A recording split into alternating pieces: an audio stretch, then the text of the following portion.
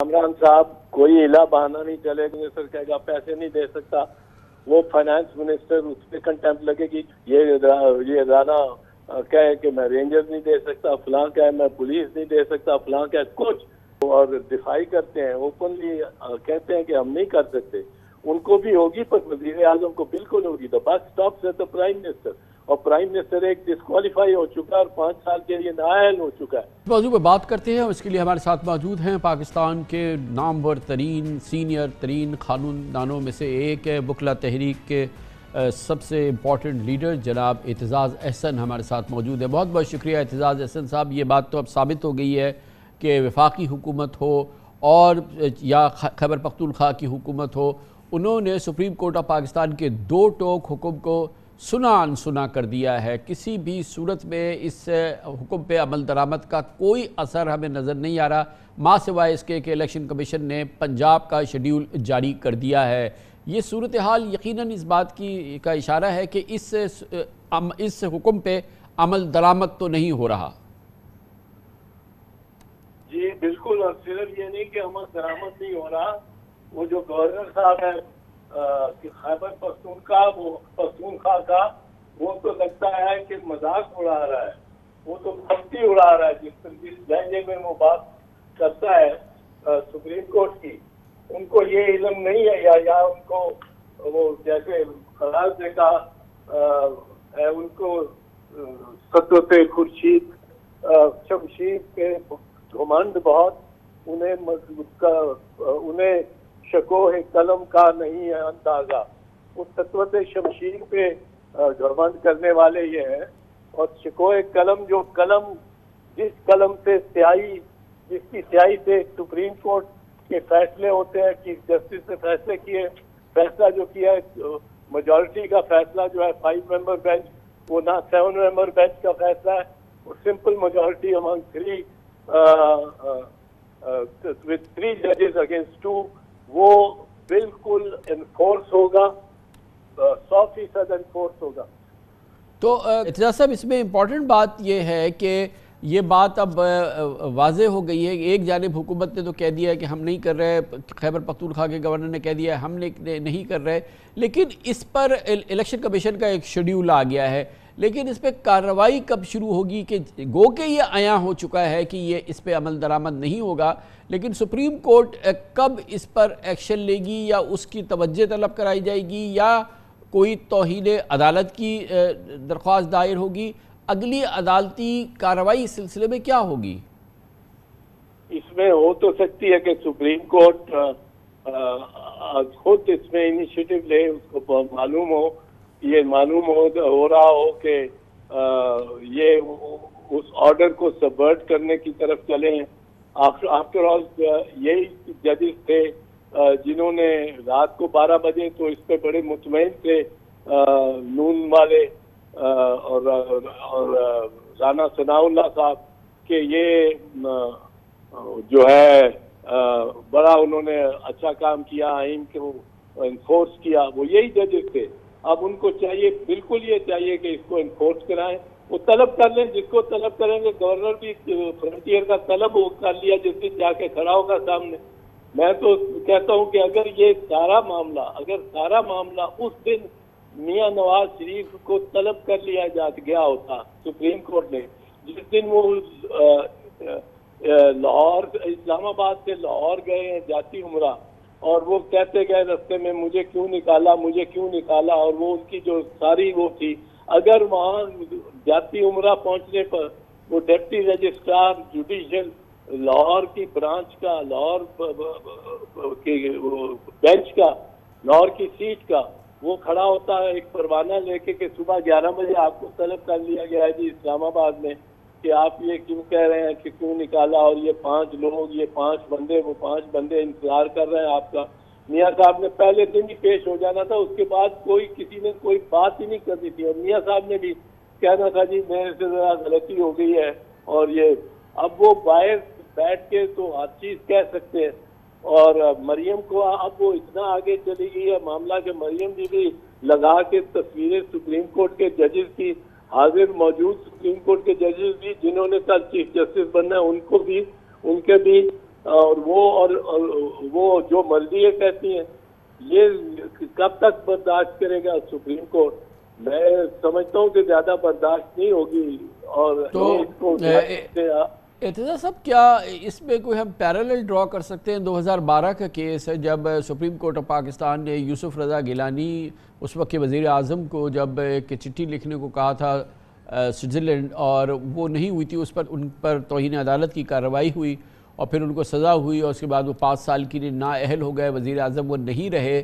क्या कुछ पैरेलल हम ड्रॉ कर सकते हैं सुप्रीम कोर्ट की, जैसे कार्रवाई 2012 में यूसुफ रज़ा गिलानी के ख़िलाफ़ हुई, जिसको कि नवाज़ शरीफ साहब ने बहुत सेलिब्रेट किया था, बहुत ज़बरदस्त सराहा था उन्होंने सुप्रीम कोर्ट की उस कार्रवाई को? बिल्कुल उससे ममासलत है, और मैं ये कह चुका हूँ 1-2 मरतबा अभी चैनल पे कि शहबाज शरीफ को इस इंटरप्रिटेशन के नरगे में नहीं आना चाहिए जो लॉ मिनिस्टर और अटॉर्नी जनरल ने एकदम ही उधर से फैसला अनाउंस हुआ, उधर से बाहर निकल के उन्होंने कहा जो फुटनोट में है वो 7 जजेस के बेंच था, ये 7 जजेस के 4-3 का फैसला हुआ है, ना कि 3-2 का हुआ है, और हमें कोई जरूरत नहीं ना रिव्यू करने की ना अपील करने की, हम तो ये फैसला हमें अप्लाई नहीं करता। वो बिल्कुल गलत और लग़्व इंटरप्रिटेशन है। वो 2 जजेस बैठे ही नहीं वहाँ, उनकी रूहें बैठी नहीं थी वहाँ, 5 जजेस थे, दुनिया देखती रही। 3 दिन वो केस की हियरिंग हुई, उस बेंच पे 5 जजेस, कामरान साहब 5 जजेस, दुनिया देख रही है, जानती है, 5 जजेस बैठे हुए थे।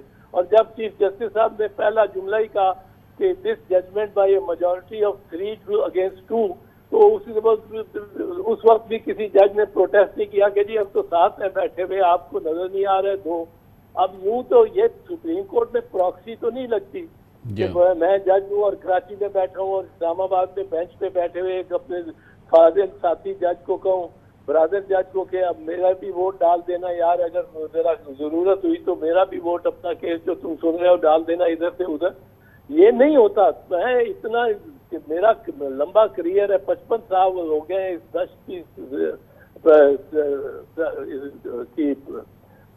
दश्त की सयाही में। जी, तो वो के ये चीज बिल्कुल लागू है, 7 मेंबर बेंच, और उसकी बुनियाद पे ये सुप्रीम कोर्ट का ऑर्डर उसको डिफाई कर रहे हैं।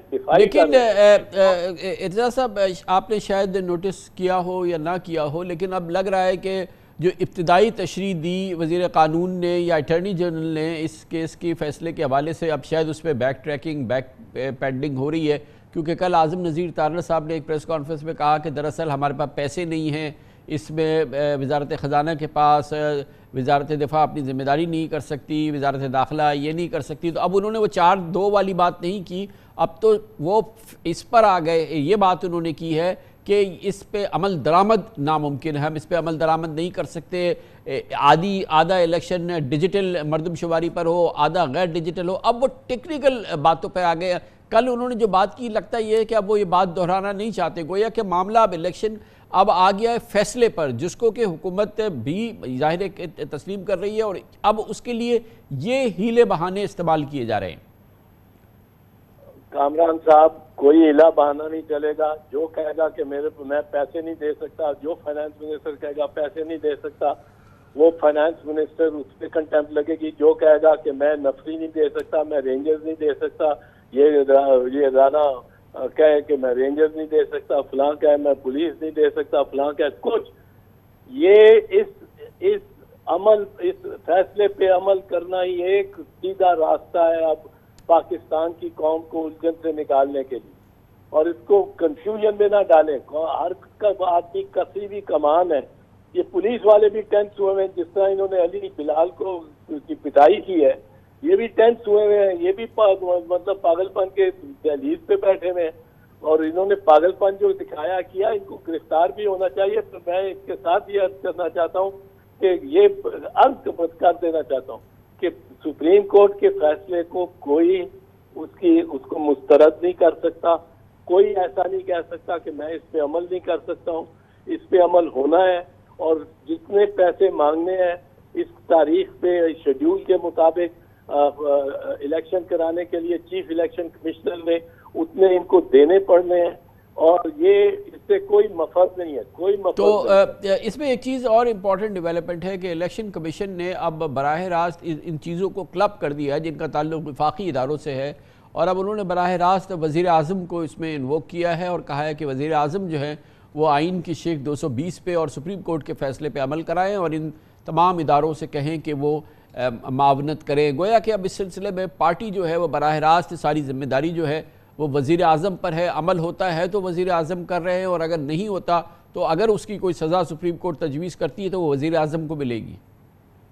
नहीं, महकमे इदारों को भी सरबराहान अगर रिजिस्ट करते हैं तो और दिफाई करते हैं, ओपनली कहते हैं कि हम नहीं कर सकते, उनको भी होगी, पर वज़ीर आज़म को बिल्कुल होगी। The buck stops at the prime minister, और प्राइम मिनिस्टर एक डिस्क्वालीफाई हो चुका है और 5 साल के लिए नाअहल हो चुका है for not obeying the supreme court, और उसके पास कोई जवाब भी था। जो कहता था आर्टिकल 248 है, सर देख, मैं उनका वकील था और मैं अभी तक समझता हूँ कि आर्टिकल 248 को ठीक नहीं देखा। आर्टिकल 248 कहता है कि president shall not be answerable to any court. अब वो प्रेसिडेंट ऑफ पाकिस्तान को सुप्रीम कोर्ट कह रही है कि आप इसको मिनिस्टर साहब एक सरनगू करें एक थर्ड क्लास मैजिस्ट्रेट, स्विट्जरलैंड के मैजिस्ट्रेट के सामने। ये किस तरह करे वजीर आजम जब वो 248 की पासदारी करे? और सॉवरेन इम्यूनिटी है, सॉवरेनिटी ऑफ पाकिस्तान है, एक थर्ड क्लास मैजिस्ट्रेट है स्विट्जरलैंड का डैनियल डवो, उसको सामने प्रेसिडेंट को पेश कर दें आप हथकड़ी लगा के, ये हमने पे हमारी तरफ से ये ऑफरिंग है, ये हम्बल ऑफरिंग। या after he is not, once he is left the post, then you can treat him in any manner that the law permits, but the law and constitution don't permit that to be done to the president of Pakistan. उसके पास तो फिर कोई, लेकिन उसके बावजूद अदालत उज़्मा ने सज़ा दी यूसुफ रज़ा गिलानी को, और उनकी ये तो उससे बिल्कुल सिंपल केस है, बिल्कुल स्ट्रेट केस है। सुप्रीम कोर्ट का हुक्म है इलेक्शन कराएं, और अगर उस पर उसकी हुक्म अदूली होती है तो इसमें अगर हम ये पुरानी नज़ीर देखें तो बज़ाहिर तो सज़ा इसमें बिल्कुल वाज़ेह लगती है। और कामरान साहब, मैं एक और बात कर दूं मुख्तसरन ही, वो ये कि आखिर में कि ये जो कहते हैं अब ये चली हुई है कि जी खान हमारी रेड लाइन है, ये पीटीआई का कहना है, मानना है।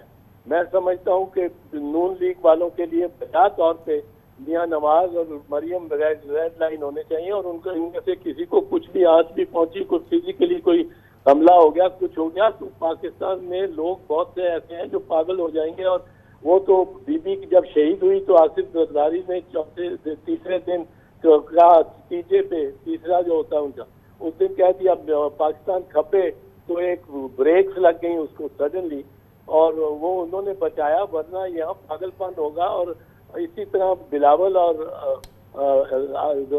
सदर जरदारी के बारे में हम समझते हैं कि रेड लाइन अराउंड दैम, और वो क्रॉस नहीं होनी चाहिए। इस तरह एज अ वकील मैं कहता हूँ, आपको अर्ज करता हूँ, there is a red line around the chief justice, और उसके खिलाफ जो साजिशें हो रही हैं अंदरूनी और बैरूनी अदालत में, वो ये खिलवाड़ ना खेलें, ये इसको इस बरादरी को फिर ना ललकारें जो वकला की बरादरी है और वकला की, तो साइलेंट बैठ के इस वक्त इसको आवाज ना दें। There is a red line around the chief justice. जी, आप तो रेड लाइन चीफ जस्टिस की रेड लाइन है सुप्रीम कोर्ट के हवाले से, और फिर जाहिर है कि ये पूरा मामला है जिसमें कि तमाम फोकस जो है वज़ीर आज़म पर है, क्योंकि अदालत ने उनसे ही कहा था कि उन्हें इलेक्शन कराना है। फिर अब ये फरमाइएगा, दूसरी जानिब गवर्नर केपी हैं जिनके खिलाफ अदालत कह चुकी है कि वो आइन की खिलाफ वर्जी के मुर्तकिब हुए हैं, उसके बावजूद वो बिल्कुल तवज्जो नहीं दे रहे। उन्होंने सुनी कर दी है केपी में इलेक्शन की बात, तारीख की बात, और उन्होंने इस हवाले से बिल्कुल ही मुस्तरद कर दिए। इनका क्या अंजाम होगा सुप्रीम कोर्ट में? इनको सुप्रीम कोर्ट को चाहिए एक बार नोटिस करके बुला लें, फिर आप देख लेंगे उनका क्या क्या हंसते हैं कि रोते हैं। वहाँ कोई उमर बंदयाल साहब को आवाज भी ऊंची करने की जरूरत नहीं। The soft spoken man, he speak softly, I know him for a very long time, he is years younger to me, many years, but he speaks softly, but he also will realize the power of the Chief Justice and the office of Chief Justice. That has to be restored. You can't, ये आप हंसते हंसते और मजाक में उनके order को नहीं ले सकते। मैं समझता हूँ कि चीफ जस्टिस को अब 3 मेंबर बेंच बना के बुलाना चाहिए उनको। आ जाए भाई, आप क्या करना चाह रहे हैं? आपने तो उसी रोज ऑर्डर डेट देनी थी जिस दिन आपने तहलील किया असेंबली को, उसी रोज देनी थी तारीख। आप वो पंजाब में हो गया है, आप अभी तक नहीं कर रहे। पंजाब में फिर कुछ गुंजाइश थी कि वो गवर्नर साहब कह सकते थे कि मैंने तहलील नहीं की, अब वहाँ चल रही है। आप एक नया और टाइमलाइन लेके जाएंगे कि बीच में वक्फा 8 दिन का 9 दिन का हो जाए इलेक्शन पख्तूनख्वा और पंजाब की असेंबलियों में, जब ये तो कम से कम 1 दिन होनी चाहिए। ये खुद ही उसको सबवर्ट कर रहे हैं। इनको अगर सुप्रीम कोर्ट बुला लेगी ना तो ये सब गवर्नरी खत्म हो चलिए, जाएगा। अव्वल नहीं तो आखिर बुलाना ही है, आज नहीं तो कल बुलाना ही है। और उसके बाद जाहिर है कि इसका अंजाम जो हमें नज़र आ रहा है वो काफ़ी पाकिस्तान की सियासत पर उसके बड़े दूररस असरात होंगे। बहुत बहुत शुक्रिया। मोहतरम एतजाज़ अहसन हमारे साथ मौजूद थे।